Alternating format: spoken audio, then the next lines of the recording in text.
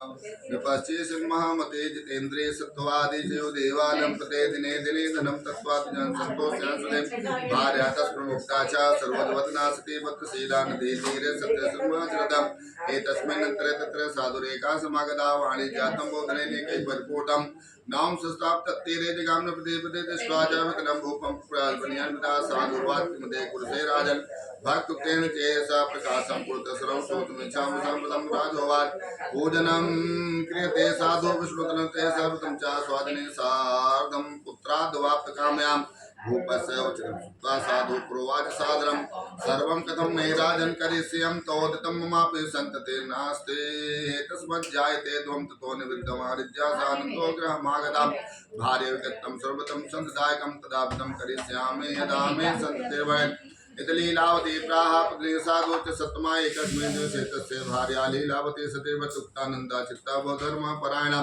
गर्भिणी च भूतस्य भार्या तत्प्रसादा तस्मै मास वै तस्य कन्यात्म जायते दिने दिने शुद्धे शुक्लपक्षे थाससे नाम्ना कलावती चेति तन्नामकरणं कृतं ततो लीलावती प्राह सुमनं मधुरं वदाम न करोस्तिमर्थं वै पुरा संकल्पितं व्रतं प्रति साधुर्वाद विवाह समय तुष्यं करिष्यामृतं प्रेम इतभारे समस्व सहजगम नगरं प्रति तथा कलावते कन्या वावृते प्रेत प्रस्मने दृष्ट्वा कन्यां तथा साधु नगरं सद्विषामन्त्राय तम दूतं प्रेषयामास धर्मदं विवाहार्थं च कन्यावरं श्रेष्ठ विचार तेना ज्ञातस्तोषो काञ्चनं नगरवयं तस्मादेकं मणिपुत्रा समादागतो हिसां दृष्ट्वा तु सुन्दरं बालं वाणिपुत्रं गुणवदं यातर्भिः बन्धुभिः साधं प्रतुष्टेन चेतसा दत्तवान् साधुपुत्राय कन्याभिर्विधानदाम् ततो भागवसातेन विस्मृतमृतमित्वं विवासुमे तस्यास्तेन रुष्टात् भवत्प्रोतदा कालेन कियतो निष्कर्माभिसारदम् वाणिज्यदाशीघ्रजामा सहितो वणिकरत्नसारपुरे रम्भे गत्तः सिन्धो समीपदाम्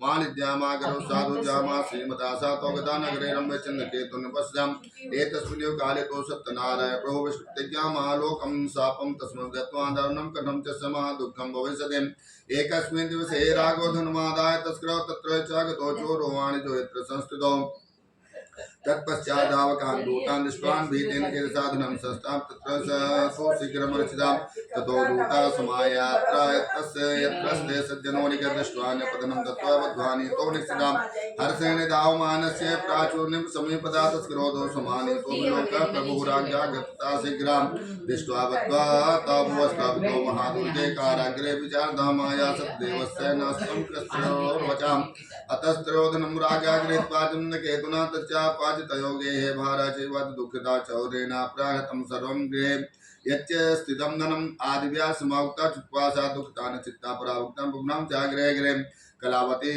तु कन्यापि ब्राह्मणवासनम् एकस्मिन् दिवसे यदा सुधरदातमन्दिरं गत्वा पश्यत्प्रथमं तत्र सत्यनारायणस्य च उपविश्य कथं श्रुत्वा वरं प्रातद्वर्तवे प्रसादं भक्षण कृत्वयोरातं गृहं प्रति माता कलावती कन्या कथयामास प्रेमतां पुत्रात्स्तं पुत्रेकं ते मनस वदते कन्या कलावती प्राह मातरं प्रति सत्वदं दुजालेव तं मातरदृष्टं वाचिस्थितं तच्छ्रुत्वा कन्यका वाक्यं व्रतं कर्तुं समृता सामुदा चामणिद्वार्या सत्यनारायणस्य व्रतं चाक्मे सैसद्वे बन्धुभिः स्वाजने सवतजामात्रो क्षिप्रमागच्छेतं समसरम् अपराधं च मे वर्तो जामादुषन्तुवर्षविताने तुष्टासो सत्यनारायण पुनर्दस्यमा सुपुनमे चन्द्रकेतो निपुत्तमं वन्दनो मोत्प्रातवाणिजो नपसत्वं देहं धनं तत्सर्वं गृहीत्वा यत्त्वयाधुना नोचित्वा नास्यस्यां स राजधनपुत्रिकं नियमवस्य राजानं ध्यानगं गो भूत्वो तदा प्रवासमये राजा च स्वाजनैसाम् उपविश्वय समाबद्धे प्राह स्वप्नं जनं प्रतिबद्धो महाजनो शीघ्रमोचितो वणिसुता इतरागौ च सुत्वा मोचित्वा महाजनं समान्येन प्रस्यागे प्रौष्टे पनियन्विताम् आनीतो दो वने पुत्रो मुक्तो निकटमुनात्तो महाजनो नत्ता चिन्नचेतो न मद्मस्मरन्तो पूर्वतन्तो नोचितो भये राजा वणिसुदां सुतो विचावचा प्रवासाद्रं देवात्प्राप्त महादुःखामिदानीं न स्वैवत्तदादिकर्णसन्तागं क्षौरकर्मादिकार्यस्तो तालकरं तत्त्वा परतोषेण पस्तं पुरस्कृतं वणिपुत्रो सातो सिद्धं पुराणेतं तु यद्यत्वं दुग्ने कृतदत्वान् प्रोवाच्या ततो राजा गच्छाधुनिस्रं राजानं प्रपद्यगन्तं तत्प्रसादं इत्युक्त्वा तो महावैश्वो जग्नु स्वग्राम प्रदेशे स्कंद पुराणे रेवाखण्डे सत्यनारायण गुरु वृंदावन विहारे लाल की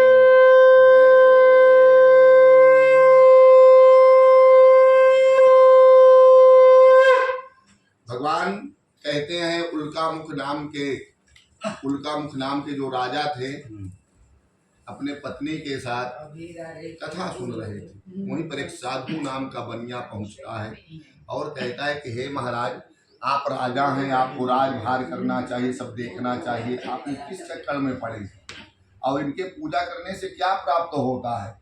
तो उन्होंने कहा कि यहाँ सब कुछ यहीं से मिलता है कि नहीं, जितना आनंद यहाँ मिलता है कहीं नहीं मिलता है कि नहीं। जैसे माता पिता के पास में बैठने से जो आनंद मिलता है वो कहीं नहीं मिलता है, उसी प्रकार भगवान हमारे हैं। उसने कहा सब कुछ ये देने वाले हैं, लेकिन उस वैश्य को विश्वास नहीं था। उसने कहा मेरे पास धन तो बहुत है लेकिन कोई संतान नहीं, अगर कोई संतान मेरे हो जाए तो मैं भगवान की कथा सुनूं।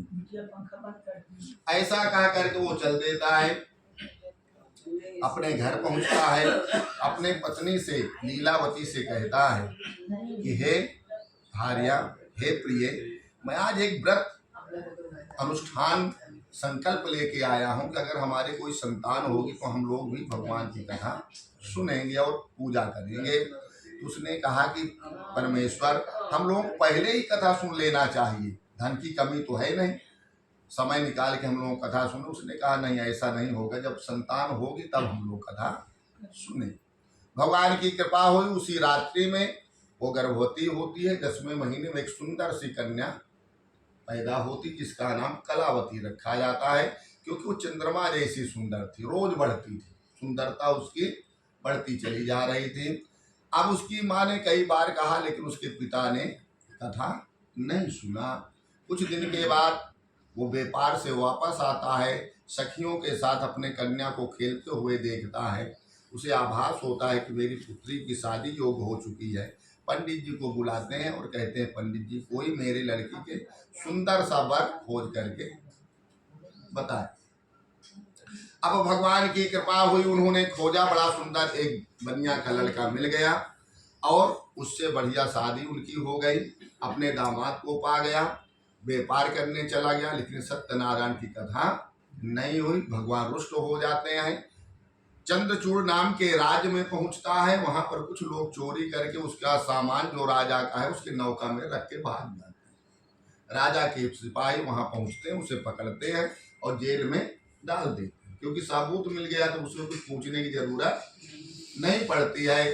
जब वहां पहुंच जाता है तो भगवान, अब वो विचार करता है कि मैं भगवान के साथ कौन सा अन्याय किया हूं कि मैंने चोरी भी नहीं किया लेकिन जेल में पड़ गया। घर में उसके भी चोरी हो जाती, कुछ खाने के लिए बचता नहीं है। उसकी पुत्री एक दिन भिक्षा मांगने के लिए बाहर जाती है, मंदिर में पहुंचती, वहां सत्यनारायण की कथा हो रही थी ना।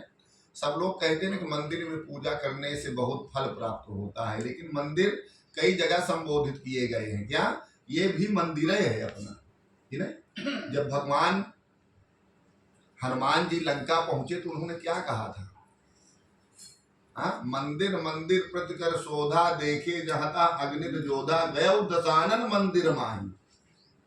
जैसे लंका उन्होंने पूछा तो दशानन का मंदिर कौन था, लंकापुरी, है ना। उसी प्रकार ये हमारा मंदिर ही है, घर को मंदिर ही कहा जाता है। इसीलिए यहाँ बाहर वाली चाल नहीं चलाई जाती थी ना, ऑफिस वाला, दोस्तों वाला, यहाँ घर वाला माहौल रहता है। घर के अंदर जैसे हम प्रवेश करें वैसे ये हमारे पापा हैं, ये हमारे डैडी हैं, ये हमारी माता हैं, हाँ ये हमारी पत्नी है, ये हमारे बच्चे हैं, सब वही रख के चले आना चाहिए। कहाँ, ऑफिस में जितना है टेंशन, यहाँ घर का व्यवहार करना चाहिए। उसी प्रकार से वो मंदिर में मानो कथा सुन रहे थे, पंडित जी बता रहे थे कि जो कथा ये पूजा करता है उसके सभी कष्ट दूर हो जाते। वो तकलीफ में थी, उसने मन ही मन संकल्प लेती है, अपने घर पहुंचती है। उसकी माँ उसे पूछती है बड़े प्रेम से कि पुत्री तुम इस रात्र में अभी तक कहाँ थी। तो जवाब देती है कि माँ, मैं भगवान की कथा सुन रही थी और प्रसाद लेके आई हूँ तुम्हारे लिए। जैसे भगवान की कथा का नाम लेती, उसे पुरानी बातें पूरी याद आ जाती हैं, रोने लगती है, अपने पुत्री से कहती है तुम जाओ ब्राह्मण को सहेज दो, कल हम लोग भी भगवान की कथा सुने। तो जितना भी उनके पास सामान था कुछ बनाने के लिए तो बचा नहीं था सामान, बर्तन क्या करेंगे, सब भंगार में बेचते हैं और बढ़िया कथा करते हैं। ब्राह्मण को जितना यथाचित दक्षिणा देते हैं, भगवान बहुत प्रसन्न होते हैं और वो फिर से उसी प्रकार सेठ बन जाती है। जैसे सेठानी बन जाती हैं, अब अपने दूसरे पूर्णिमा को फिर भगवान से प्रार्थना करते हैं कि हमारे पति जी जहाँ हो वैसा ही ये लोग आए। आप लोग विश्वास नहीं करेंगे, जितना हम लोग बातें सोच लेते हैं उतना आप लोगों के मन में हो जाता है कि नहीं। मैं उनके यहाँ अभिषेक कराया था, मेरे मन में ये बात आई जब आप फोन जिस दिन के उसी दिन। इसलिए कहा गया कि मन से भगवान को याद करना चाहिए, क्या दिल से याद करना चाहिए। हाँ, कोई जरूरी नहीं कि भगवान के सामने ही खड़े होकर याद करना चाहिए। आप उसे दोनों प्रार्थना करते हैं, भगवान जाके उस राजा को कहते हैं, चंद्रचूड़ राजा से, हे राजन, जिस बनिया को तू बंद किया है वो निर्दोष है, वो चोर नहीं है। मैं बहुत सा धन देके विदा कर देना, मैं तुम्हारे पूरे राज्य को नष्ट कर दूं। सुबह उठता अपने मंत्रियों को बुलाता है, सुबह का स्वप्न सबको सुनाता है। सब लोग कहते हैं सुबह का स्वप्न तो एकदम सच होता है। हक से उन्हें बुलाया जाता है, उनकी दाढ़ी बाल बनवाई जाती, बढ़िया कपड़ा दिए जाते हैं वस्त्र, और पूरी नौका सोने चांदी से उसकी भर दी जाती है। उससे कहते हैं कि तुम्हारी पत्नी आज तुम्हें याद कर रही, इसलिए सीधे घर जाना, व्यापार मत करने लगना रास्ते में फिर से, क्योंकि बनिया तो जानते हैं पैसा का लोभी आदमी। चल देता है भगवान का हर कीर्तन करते हुए, श्रीमन नारायण नारायण नारायण, श्रीमन नारायण नारायण नारायण, लक्ष्मी नारायण नारायण नारायण, लक्ष्मी नारायण नारायण नारायण, श्रीमन नारायण नारायण नारायण, सत्यनारायण नारायण नारायण, लक्ष्मी नारायण नारायण नारायण। इस प्रकार का भजन किया जा रहा था। भगवान, क्योंकि लोग भजन सब करते हैं कि नहीं, लेकिन दक्षिणा जब देना होता है तो बड़ा गुस्सा भी आता है। तो बीच में मांग लेते हैं कि दक्षिणा दे दो, अब वो जा रहा है काम में ऑफिस के लिए, उसके पास उतने पैसा है, तो बड़ा गुस्सा आता है। गुस्सा कब आता है? जब कोई चीज मांगे और उसे मिले कि नहीं। जैसे कोई व्यवस्था है, नाश्ता करने की इच्छा हो रही, नाश्ता बने नहीं, तब उसके ऊपर गुस्सा तो आएगा। उसी प्रकार से हर चीजें हैं, वही चीज हुआ। पंडित जी के भेष में भगवान फिर वहां पहुंच गए और कहा इसमें क्या लदा है आपकी नौका में, किनारे में ठहरा हुआ था। उसने कहा तुमसे क्या लेना देना, इसमें क्या लदा है क्या नहीं लदा। हाँ, जैसे हम ही लोग आए पूजा पाठ किया, तुमसे पूछे ऑफिस की क्या हाल चाल है। अब पंडित जी का ऑफिस जाने कहा भाई तुझसे कहा, और उन्हें कहा आपसे क्या लेना देना है, इसमें फूल पाती भरा है। भगवान ने कहा यो मस्त, बड्डी दाढ़ी रखाए रहे, जाके किनारे पे समुद्र के बैठ गए और उसमें फूल पाती ही भर गया। बेहोश होकर बनिया गिर पड़ा। जैसे देखा कि सब सोना चांदी खराब हो गया। अब उसका दामाद बहुत बुद्धिमान था कि नहीं। जैसे अभी कहे ना कि गदेलर से सीखे, पर तो लड़कों से भी सीखना चाहिए कि नहीं, अपने बच्चों से भी सीखना चाहिए। तो उसी प्रकार से हम वो पहुंचता है दामाद और उनकी खूब स्तुति करता है, वंदना करता है कि मेरे पिताजी नहीं जानते थे इसलिए उन्होंने ऐसा बोला, आप उन्हें क्षमा कर दीजिए। भगवान तो दयालु ही थे, उन्होंने कहा जाओ यो मस्त। लेकिन कहीं नहीं चला, कथा सुनावा, कथा भी वहां हो गई, भंडारा किए, धन फिर से प्राप्त हो गया। अपने घर पहुंचता है, क्या अपने घर पहुंचता है। जिस समय घर पहुंचता है उस समय उसकी पत्नी भगवान की कथा सुन रही थी। श्रुत्वाच त्रम तो कृतवान् साधुर्मंगलायन पूरकं ब्राह्मणो भेदनं तत्वा तथा दो नगरम यौ यद्दोरे गदे साधु सत्यनारायण प्रभो जिज्ञासं कृतवान् साधु किमस्तो न सुतं ततो महाजनो मित्याहेल्या च प्रसभय कथं पृच्छासि भो दण्डे मुद्रां नेतो हिमाचसे लतापत्रादिकं चैव वत्तैतरुणं ममनिष्ठुनं चावचा सुत्तं सत्यं गुरुदेव चायं मुक्ता गदा शीघ्रं दण्डे तस्य समीपदां क्रियद्दूरे ततो गत्वस्ता सिन्धुः समीपदा गदे दण्डेन साधुस्य कृत्यनित्या क्रियस्थिताम् उदितं तरणिं दृष्ट्वा विस्मयं परमं यो दृष्ट्वा लतादिकं चैव मुचितोऽन्यपतद्भवे लब्ध्वा सङ्गो नित्यप्राचितान् चिन्तान्वितो भवति तथातो द्वैतो कान्तो वाचिनं चेत् महाभृदे किमर्थं क्रियते शोका सत्त्वो दत्तस्य दण्डिना शक्यतेन तेन सर्वमेकतु चात्र न संशयाम् अतस्तच्छरणं यामो वाञ्छितार्थो वस्तुजामात्वचनं श्रुत्वा सकाशं गतस्तदां दृष्ट्वा चन्दनं भुक्त्वा नत्तो प्रवासाद्रं क्षमसुचा अपराधमे दुःखं तौ सन्निधम्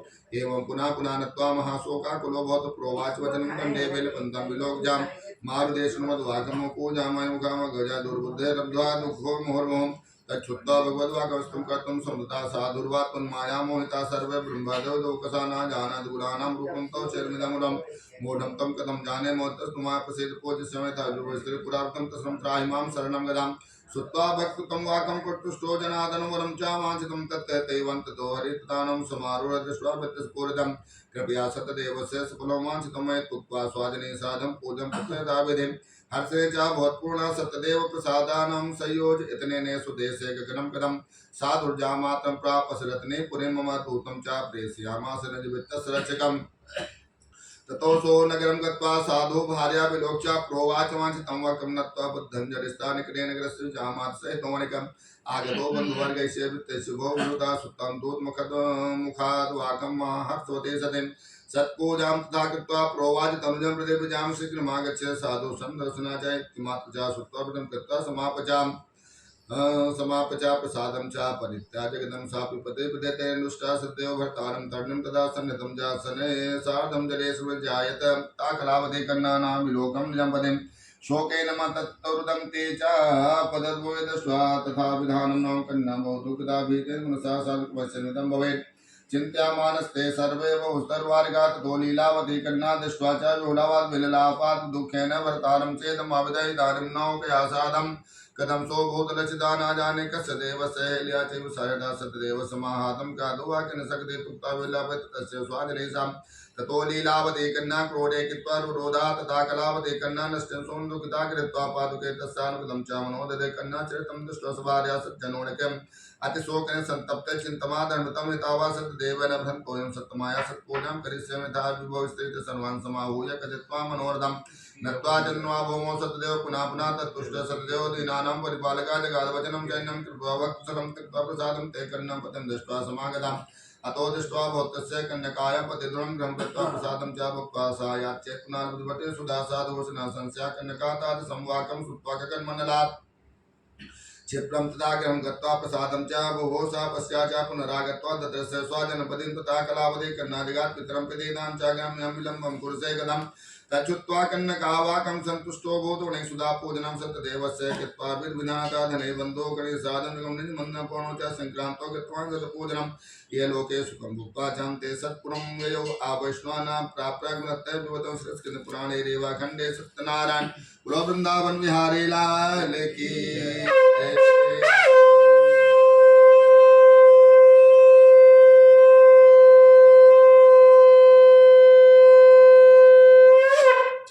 जैसे ही वो वैश्य ने भगवान से प्रार्थना किया, धन प्राप्त किया, भगवान उसे कथा वहीं सुनाते हैं, कथा सुनता है बड़े प्रेम से, खूब दान पुण्य करता है। और रत्न सारपुर उसके गांव का नाम था, वहां पहुंच जाता है भगवान की कृपा से। कुछ देर में अपने नौकर से कहता कि जाके सेठाई से कहो कि हम लोग दामाद के साथ मैं आ चुका हूं। और उस समय सेठानी कथा सुन रही थी। जैसे सुनी कि पति जी आ गए और धन भी बहुत ले आए हैं, तो वैसे फूल पाती वहीं भगवान के पास रखती है और चली गई। और पुत्री से कहती तुम कथा सुन लेना, प्रसाद फिर बाद में हम लोग खा लें। ऐसा कह करके जब चली जाती है, पति को देख करके बड़ा प्रसन्न होती है। पुत्री भी मन में सोचती है जब मम्मी चली गई तो हमें कहाँ तक बैठ रहा। वो जल्दी जल्दी कथा सुना, हवन किया, प्रसाद को ग्रहण नहीं किया और वो भी पति के दर्शन के लिए चल देती है। जैसे वहां से चल देती वो नौका पति के साथ पानी में डूब जाती। जैसे डूब जाती है तो वहाँ हाहाकार होने लगता है, सब लोग विलाप करने लगते हैं, रोने लगते हैं, हल्ला होने लगता है पूरे शहर में। अब उसकी पुत्री जो थी बड़ी धर्मात्मा थी, उसने कहा मेरे में अगर सतत्व है तो मैं भी सती हो जाऊंगी, अब ये संसार से कोई लेना देना नहीं। ऐसा सोच करके वो खड़ाहू लेने के लिए घर के लिए प्रस्थान करती है। उसी समय आकाशवाणी होती है और भगवान कहते हैं कि हे पुत्री तुम फिर से भगवान की कथा सुनो, प्रसाद को ग्रहण करो, अपने आप ये नौका आ जाएगी, क्योंकि सब कुछ बनाने वाले परमात्मा हैं। और इसका जीवन में कई बार अनुभव किया जाता है। जो हम लोग नहीं कर पाते उसे भगवान करके दे देते हैं।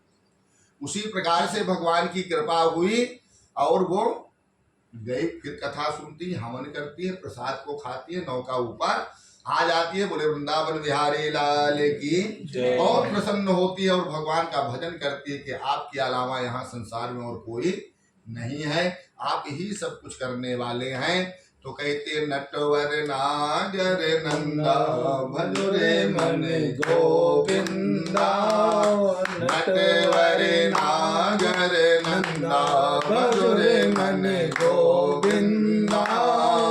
तू ही नटवर तू ही नागर तू ही नटवर तू ही नागर तू ही बाल मुकुंदा भजो रे मन गोविंदा, नटवर नागर नंदा भजो रे मन गोविंदा।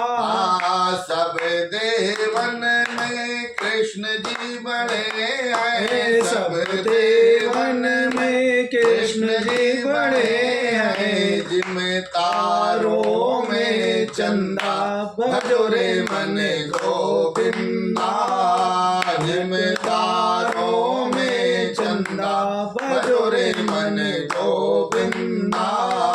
नटवर नागर नंदा भजो रे मन गोविंदा।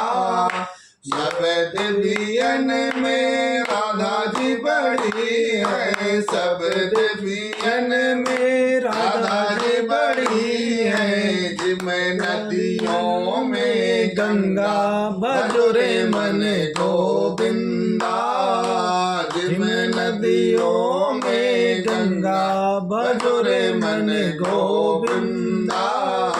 नटवर नागर नंदा भजो रे मन गोविंदा। वो कहते कि हे परमात्मा, आपके अलावा इस संसार में और कुछ भी नहीं है, आप ही हर जगह हैं। देवताओं में आप अग्रगण हैं, देवियों में माता जी अग्रगण हैं। संसार में इसीलिए इनका नाम सत्यनारायण रखा गया है। क्या रखा गया है?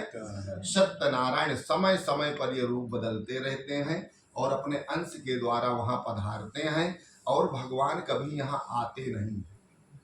अंश का मतलब आप लोग जानते हैं, जैसे आप लोग के माँ बाप पापा हैं तो आप लोग क्या हैं? उनके एक अंश हैं, एक कीटाणु। जैसे हम लोग समुद्र से एक बोतल पानी निकाल लें थोड़ा सा, तो उससे क्या फर्क पड़ने वाला, कुछ है क्या? उसी प्रकार ये परमात्मा के जितने कृष्ण, बलराम, परशुराम, ये जो लोग हुए, ये उनके अंश है। जो अंश में इतनी बड़ी क्षमता है, आप लोग समझ लीजिए, इस अंश में इतनी बड़ी क्षमता है कि पर्वत को, गोवर्धन पर्वत को एक चुंगली पर उठा लिया आदमी, जिसने विशाली त्रिलोक विजेता रावण को मार करके रावण पर विजय प्राप्त कर लिया। अधिकों को जिसने एक झटके में उठा लिया और भगवान परशुराम से कहते हैं, महाराज मैं किस चीज का अभिमान करूं, मुझे तो कुछ समझ में ही नहीं आया कि धनुष कितना वजन है, क्या है क्या नहीं है। ये तो मैंने उठाया, हाथ में आया, मैंने इसे घुमाया, अपने आप टूट गया। जिसमें इतनी बड़ी क्षमता है संसार में, पर शिला को छुआ नारी बन गई। वो हमारे देवताओं के अंश हैं। क्या है? अंश। ये सनातन धर्म वो चीज है जिसे आप लोगों को, हम लोगों को अभी उतना ज्ञान नहीं कि हमारे सनातन धर्म में कितनी बड़ी शक्ति है और क्या हम लोग कर सकते हैं। जितने भी धर्म हैं हमसे जो अलग अलग हो रहे हैं, वो केवल एक एक चीजों को लेकर के, थोड़ा एक चीज कुछ ले लिए अलग हो गए, एक चीज कुछ ले लिए अलग हो गए।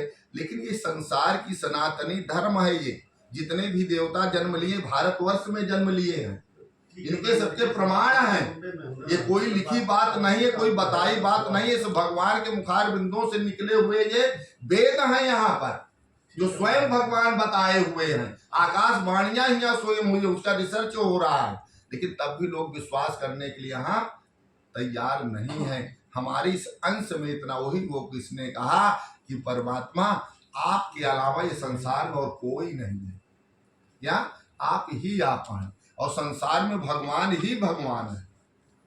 क्योंकि ये जैसा चाहते हैं वैसा हम लोगों के साथ होता है। हम लोग जिस समय कितनी कोशिश कर दें कि वहां इतने बजे पहुंचना है, लेकिन इसकी जब इच्छा होती है उसी समय हम लोग पहुंचते हैं। और ये संसार के आप लोग ज्यादा टेंशन भी मत लिया करो, खा पी के खूब आनंद रहो। ये सब पूर्व नियोजित है कार्य, कब क्या होना है, किस समय होना है, कहां पर होना है और कौन करने वाला है, ये सब पूर्व नियोजित है, इसे कोई रोकने वाला नहीं है भला।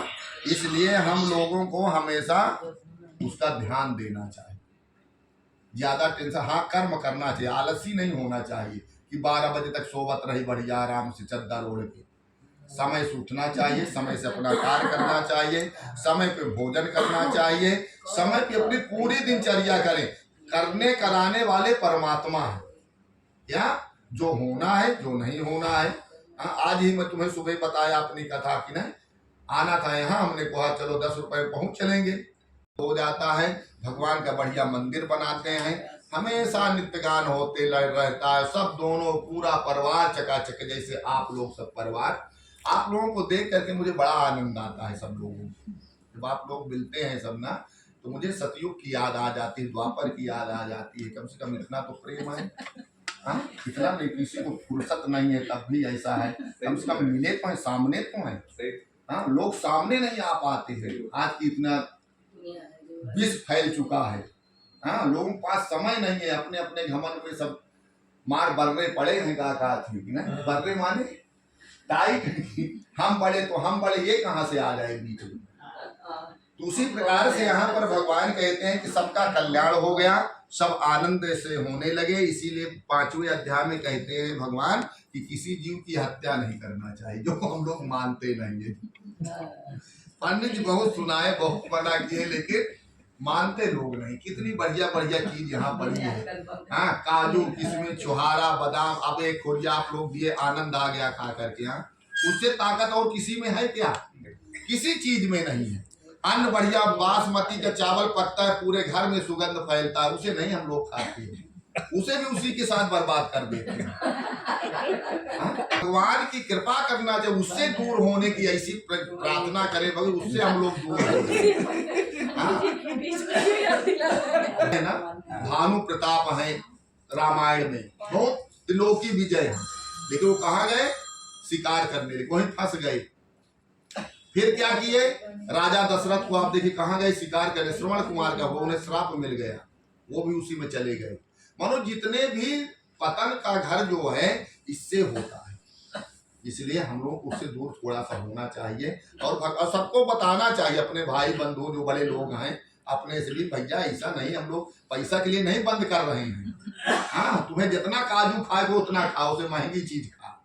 हाँ लेकिन कुछ हम लोग सोच रहे हैं थोड़ा कम करें। वृंदावन बिहारी लाल की जय। सूतवाच अथ नक्ष्य प्रेक्षामि श्रुद्धं मुनिसत्तमा आसीत् पंकजध्वजो राजा प्रजापालं तत्परां प्रसादं सत्यदेवस्य तुक्ता दुःखमाप्साम् एकदा वनं गत्वा हत्वो विधान वसुन् आगतवट मूलं च दृष्ट्वा सत्पूजनं गोपाः पुनः सन्तुष्टा भक्ता सबान्धवा राजा दृष्ट्वा तु दर्पेण गतं च नमांसात् ततो गोपगणाः सर्वप्रसादं संस्तोषन्ता पुनरागत्वा भुक्त्वा सर्वदेशतं तदा प्रसादं सत्यजय राजा दुःखमाप्सात् पुत्रस्तं नष्टयतं धन्यादिकं च सत्यदेव ने तसरो नास्तं मौनिस्कम तसरो गच्छामि तदेवस्य पूजनं मनसा तु निसिद्धगोपाल सन्निधौ ततो सो सत्यदेवस्य पूजनं गोपगणैः सभक्ति सिद्धां चकार विदनं नपम सत्यदेव प्रसादेन धन पुत्रं दोदे लोके सुखं भुक्त्वा चान्ते सत्प्रमयो याइदं कुरुते सत्य व्रतं परम गुणं संचा कथं पुण्य भक्ता प्रवदां धन धन्यादिकं तस्य भक्तस्य प्रसादात् दारिद्र्यो लभते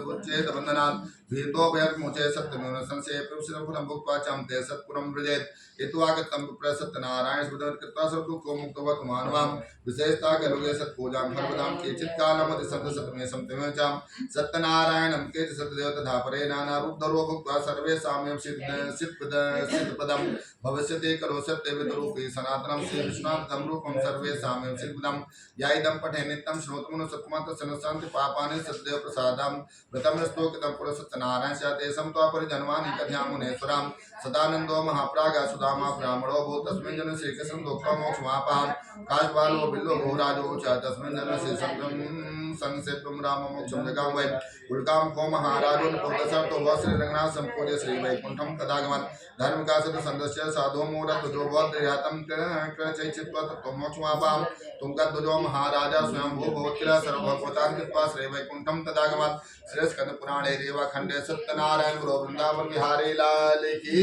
जय। जय श्रीमन लक्ष्मी नारायण नारायण नारायण बद्री नारायण नारायण नारायण सत्य नारायण नारायण नारायण। वो राजा जैसे प्रसाद को त्यागता है, उसके 100 पुत्र थे, सब बेहोश हो जाते हैं। कोई दूसरा राजा वहां राज करने लगता है, वहां से वापस आता है, ग्वाल वालों को बुला करके फिर भगवान की कथा सुनता है।